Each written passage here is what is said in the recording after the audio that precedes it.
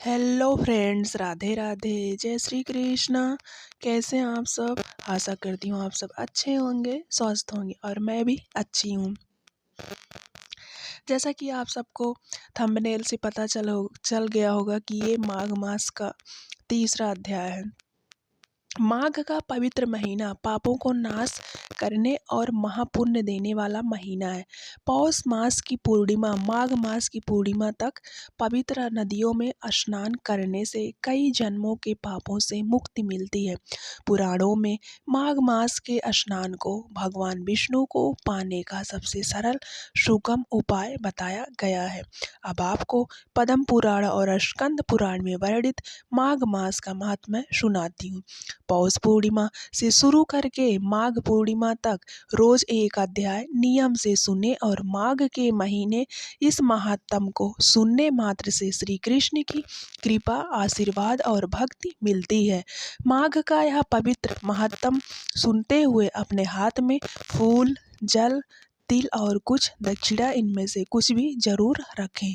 चलिए अब शुरू करते हैं। तीसरा अध्याय। तब राजा दिलीप कहने लगे कि महाराज, यह पवित्र कितना ऊंचा और कितना लंबा चौड़ा है। तब वशिष्ठ जी कहने लगे कि 36 योजन, 1 योजन 4 कोस का होता है, ऊंचा, ऊपर चोटी में 10 योजन चौड़ा और नीचे 16 योजन चौड़ा है, जो हरि चंदन, आम, मदार, देवदार और अर्जुन के वृक्षों से सुशोभित है। दुर्भिक्ष से दुखी होकर इस पर्वत को फल और फूलों से परिपूर्ण देखकर भृगु वहीं रहने लगे और यहाँ पर कंदराओं, वनों और उपवनों में बहुत दिनों तक तप करते रहे। इस प्रकार जब भृगु ऋषि वहां पर अपने आश्रम पर रह रहे थे तो एक विद्याधर अपनी पत्नी सहित उतरा। वे अत्यंत दुखी थे। उन्होंने भृगु ऋषि को प्रणाम किया और ऋषि ने बड़े मीठे स्वर में उनसे कहा कि विद्याधर, तुम बड़े दुखी दिखाई देते हो, इसका क्या कारण है? तब विद्याधर कहने लगा कि महाराज, पुण्य के फल को पाकर, स्वर्ग पाकर तथा देवतुल्य शरीर पाकर भी मेरा मुख व्याघ्र जैसा है। मेरे दुख और अशांति का यही एक कारण है। ना जाने किस पाप का फल है। मेरे चित्त की व्याकुलता का दूसरा कारण भी सुनिए। मेरी पत्नी अति रूपवती, मीठा वचन बोलने वाली और नाचने और गाने की कला में अति प्रवीण, शुद्ध चित्त वाली और सुरों वाली, बीड़ा बजाने वाली, जिसने अपने कंठ से गाकर नारद जी को प्रसन्न किया, नाना स्वरों के नाद से वीणा बजाकर कुबेर को प्रसन्न किया, अनेक प्रकार के नाच ताल से शिव जी महाराज भी अति प्रसन्न और रोमांचित हुए। शील, उदारता, रूप तथा यौवन में स्वर्ग की अप्सरा भी है, इस जैसी नहीं है। यहाँ ऐसी चंद्रमुखी स्त्री और कहाँ मैं व्याघ्र मुख वाला, यही चिंता सदैव मेरे को जलाती रहती है।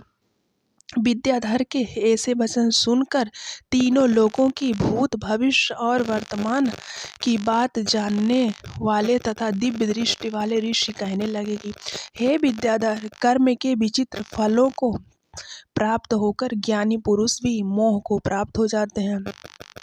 मक्खी के पैर जितना विष भी प्राण लेने वाला हो जाता है। छोटे छोटे पापों का फल भी अत्यंत दुखदायी हो जाता है।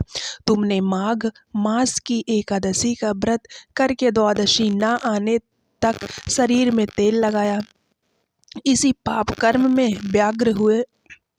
एकादशी के दिन उपवास करके द्वादशी को तेल लगाने से राजा पुरुरवा ने भी कुरूप शरीर पाया था। तब वह अपने कुरूप शरीर को देखकर दुखी होकर हिमालय पर्वत पर देव सरोवर के किनारे पर चला गया। प्रीतिपूर्वक शुद्ध स्नान कर कुशा के आसन पर बैठकर भगवान कमल नेत्र, शंख, चक्र, गदा, पद्म के धारण करने वाले और पीताम्बर पहने वन माला धारण किए हुए विष्णु का चिंतन करते हुए राजा पुरुरवा ने 3 मास तक निराहार रहकर भगवान का चिंतन किया। इस प्रकार 7 जन्मों में प्रसन्न होने वाले भगवान राजा के 3 महीने के तप से ही अति प्रसन्न हो गए।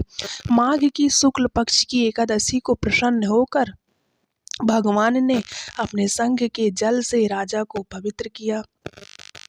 भगवान ने उसके तेल लगाने के बाद याद दिलाकर सुंदर देवताओं का सा रूप दिया, जिसको देखकर उर्वशी भी उसको चाहने लगी। और राजा कृतकृत्य होकर अपनी पुरी को चला गया। भृगु ऋषि कहने लगे कि हे विद्याधर, इसलिए तुम क्यों दुखी होते हो? यदि तुम अपना यह राक्षसी रूप छोड़ना चाहते हो तो मेरा कहना मानकर जल्दी ही पापों को नष्ट करने वाली हेमकूट नदी में माघ में स्नान करो, जहाँ पर ऋषि सिद्ध देवता निवास करते हैं। अब मैं इसकी विधि बतलाता हूँ। तुम्हारे व्रत को आरंभ करो। भूमि पर सोना जितेंद्रिय रहकर दिन में 3 समय स्नान करके महीना भर निराहार रहो।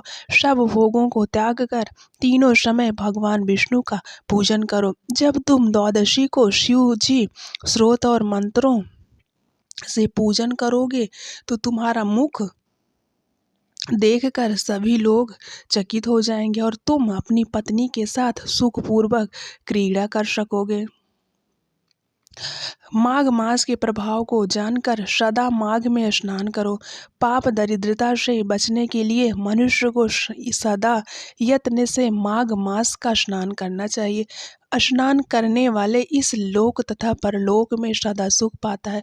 वशिष्ठ जी कहते हैं कि हे दिलीप, भृगु जी के यह वचन सुनकर यह विद्याधर अपनी स्त्री सहित उसी स्थान पर पर्वत के झरने में माघ का स्नान करता रहा और इसके प्रभाव से उसका मुख देव यानी देवता के समान हो गया। वह मणिग्रीव पर्वत पर आनंद से रहने लगे। भृगु जी भी नियम की समाप्ति पर शिष्य सहित इवा नदी के तट पर आ गए। तीसरा अध्याय संपूर्ण हुआ। तो ये था दोस्तों तीसरा अध्याय।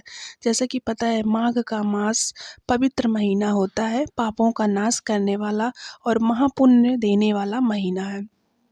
पौष मास की पूर्णिमा माघ मास की पूर्णिमा तक पवित्र नदियों में स्नान करने से कई जन्मों के पापों से मुक्ति मिलती है।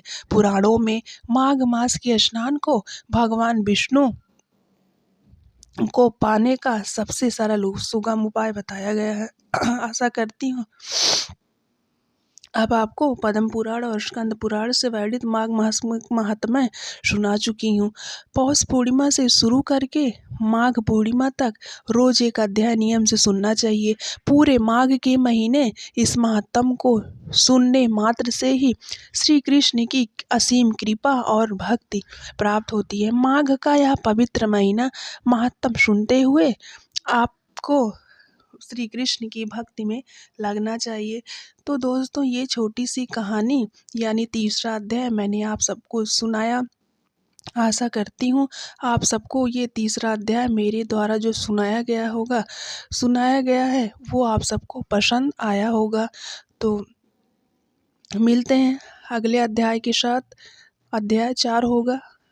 तो आप सब माघ मास का महात्म को आप लोग सुनते रहिए और श्री कृष्ण की भक्ति में लगे रहिए।